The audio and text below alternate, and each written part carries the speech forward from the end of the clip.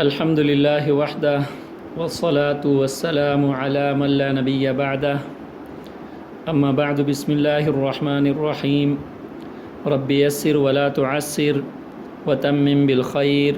وبك نستعين يا فتاح يا فتاح يا فتاح عالمیہ سال اول کے نصاب میں جامع ترمذی کا دوسرا حصہ ترمذی ثانی مکمل شامل ہے ما سوائے کتاب العلل کے، تو انشاءاللہ ترمذی جلد ثانی کا باقاعدہ روزانہ کی بنیاد پر درس ہوا کرے گا، اور اس کی ابتدا ابواب الاطعمہ سے ہوگی۔ لیکن کتاب کو شروع کرنے سے پہلے ہم کوئی لمبی چوڑی بات نہیں کریں گے،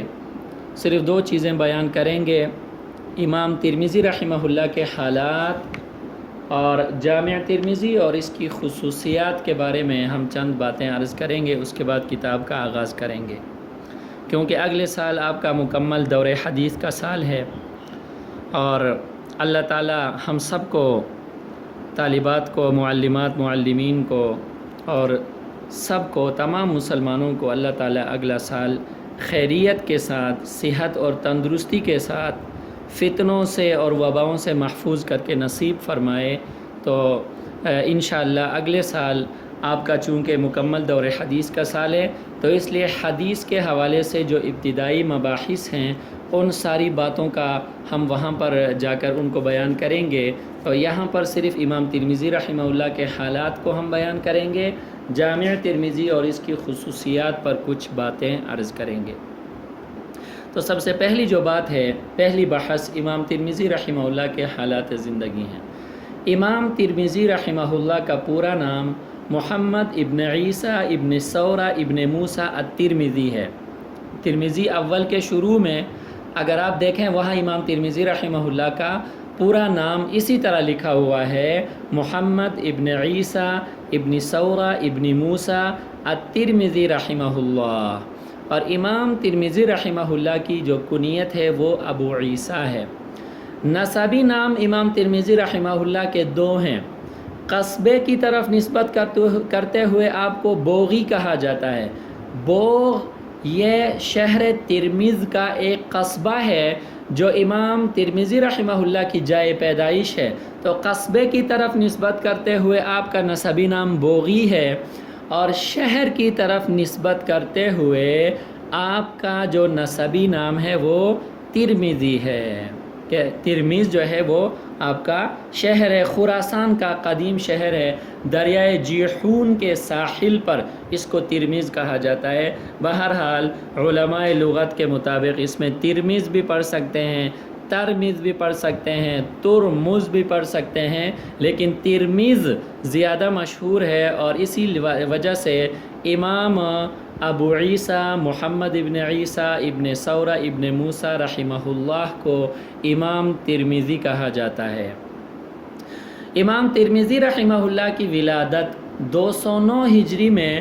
بوغ نامی قصبے میں ہوئی ہے، جو ترمذ کے مضافات میں واقع ہے، اور میں نے عرض کر دیا کہ ترمذ یہ خراسان کا ایک قدیم شہر ہے جو دریائے جیحون کے ساحل پر آباد ہے۔ اس شہر میں بڑے بڑے علماء اور محدثین پیدا ہوئے، اس وجہ سے یہ جو ترمذ کا شہر ہے اس کو مدینۃ الرجال کہا جاتا ہے، یعنی یہاں علم کے بڑے بڑے رجال کار پیدا ہوئے، اس لیے اس کو مدینۃ الرجال کہا جاتا ہے۔ امام ترمذی رحمہ اللہ کی وفات 279 ہجری میں ہوئی۔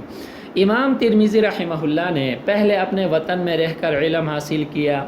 پھر حصول علم کے لیے حجاز مقدس، مصر، شام، کوفہ، بصرہ، بغداد اور اسی طرح خراسان کے دوسرے بڑے شہروں کے سفر کیے، اور اپنے وقت کے بڑے بڑے جبال علم سے فیض حاصل کیا۔ امام ترمذی رحمہ اللہ کے اساتذہ میں سے جو بڑے نامور گرامی قدر حضرات ہیں ان میں سے امام بخاری رحمہ اللہ ہیں، امام مسلم رحمہ اللہ ہیں، امام ابو داود سجستانی احمد ابن منیع، محمد ابن بشار جیسے جلیل القدر محدثین رحمہم اللہ و رحمہ کہ امام ترمذی رحمہ اللہ نے ان بڑے عظیم محدثین سے علم حاصل کیا، اور امام ترمذی رحمہ اللہ کے اساتذہ بڑی آپ کو قدر کی نگاہ سے دیکھا کرتے تھے۔ خاص کر امام بخاری رحمہ اللہ سے امام ترمذی رحمہ اللہ کا جتنا گہرا تعلق تھا، اسی طرح امام بخاری رحمہ اللہ کا بھی اپنے شاگرد امام ترمذی سے جو ہے نا وہ بڑا گہرا تعلق تھا۔ امام بخاری رحمہ اللہ بسا اوقات فرمایا کرتے تھے من انتفعت بک اکثر ممن انتفعت بی، کہ اے امام ترمذی شاگرد ہونے کی حیثیت سے آپ نے مجھ سے جو نفع حاصل کیا ہے، استاد ہونے کی حیثیت سے میں نے اس سے زیادہ نفع آپ سے حاصل کیا ہے۔ اب دیکھیں شاگرد کو استاد سے نفع حاصل ہوتا ہے کیونکہ وہ استاد سے جو ہے استفادہ کرتا ہے، مستفید ہوتا ہے، لیکن یہاں امام بخاری رحمہ اللہ فرماتے ہیں اپنے شاگرد امام ترمذی کو کہ آپ نے مجھ سے جو نفع حاصل کیا ہے وہ اس کے مقابلے میں کم ہے جو نفع میں نے آپ سے حاصل کیا ہے۔ اچھا، اس کی کئی وجوہات علماء نے بیان فرمائی ہیں، لیکن یہاں پر ہم اس کو بیان نہیں کریں گے۔ بہرحال یہ ایک امام بخاری رحمہ اللہ کا یہ ایک جملہ ہی امام ترمذی رحمہ اللہ کی فضیلت کے لیے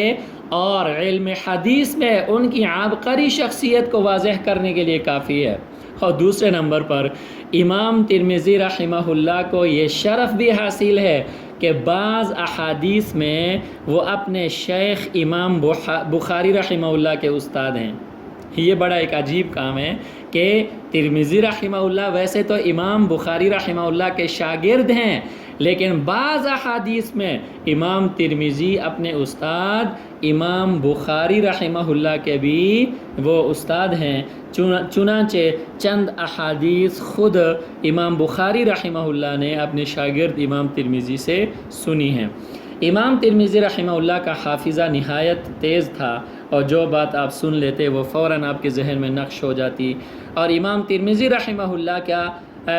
کی آپ کی جو زندگی تھی وہ نہایت زاہدانہ زندگی آپ گزارا کرتے تھے، زہد و تقوی میں اتنے مشہور تھے کہ خوف خدا میں ہر وقت رونے کی وجہ سے، گریہ و زاری کرنے کی وجہ سے آخری عمر میں آپ کی بینائی بھی جاتی رہی، اتنا اللہ کا خوف اس عظیم محدث کے اندر تھا۔ اچھا، امام ترمذی رحمہ اللہ کی کنیت میں نے شروع میں بیان کی تھی کہ ابو عیسیٰ ہے، اور ترمذی شریف میں امام ترمذی رحمہ اللہ کی یہی کنیت استعمال ہوئی ہے۔ باقی اس میں بھی بحث ہے کہ ابو عیسیٰ کنیت رکھنا درست ہے یا نہیں ہے، کیونکہ حضرت عیسیٰ علیہ السلام اللہ کے جلیل القدر پیغمبر ہیں اور ان کا تو کوئی باپ نہیں ہے، تو ابو عیسیٰ کہنے سے گویا کہ ان کے لیے جو ہے نا ایک باپ کا اس بات ہونے کا خطرہ ہوتا ہے۔ اسی طرح بعض احادیث میں ابو عیسیٰ کنیت رکھنے کی ممانعات بھی وارد ہوئی ہے، لیکن وہ بحث ہم یہاں پر نہیں کریں گے۔ اگر کسی کو اس بحث کی ضرورت ہے تو اس میں جو ترمذی کی شروحات وغیرہ ہیں اس میں پھر دیکھ لیا جائے کہ اس میں یہ ساری ابحاث شامل ہیں۔ اب آتے ہیں جامع ترمذی اور اس کی خصوصیات کی طرف۔ جامع ترمذی حدیث کی ان کتب میں سے ہے جن کو پوری امت نے قبول کیا ہے۔ امام ترمذی رحمہ اللہ نے جامع ترمذی کی تالیف کے بعد اسے خراسان، حجاز، مصر اور شام کے کبار علماء کے سامنے پیش کیا۔ جب ان تمام علماء نے اسے پسند کیا تو پھر امام ترمذی رحمہ اللہ نے اس کی عمومی اشاعت فرمائی، اور اس کتاب کی بعض ایسی خصوصیات بھی ہیں جو دوسری کتب سے اس کو ممتاز کرتی ہیں۔ ان خصوصیات میں سے بہت ساروں کو علماء نے لکھا ہے، لیکن ان میں سے صرف 10 خصوصیات کو ہم یہاں پر لکھیں گے۔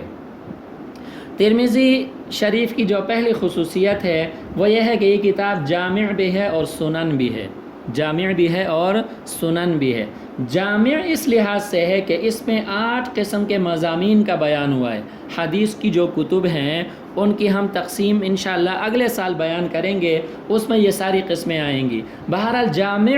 حدیث کی اس کتاب کو کہا جاتا ہے کہ جس میں 8 قسم کے مضامین کا بیان ہوتا ہے، اس میں عقائد کا بیان ہوتا ہے، اس میں تفسیر کا بیان ہوتا ہے، احکام کا بیان ہوتا ہے، سیر کا بیان ہوتا ہے، آداب کا بیان ہوتا ہے، اس میں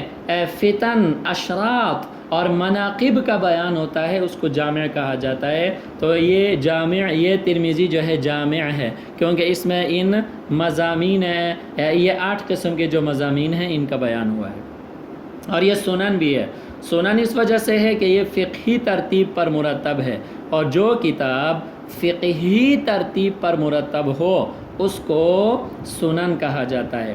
اس کی دوسری خصوصیات یہی ہے کہ اس کتاب میں احادیث کا تکرار نہیں ہے۔ بخاری شریف اگلے سال آپ پڑھیں گی، اس میں احادیث کا بہت زیادہ تکرار ہے۔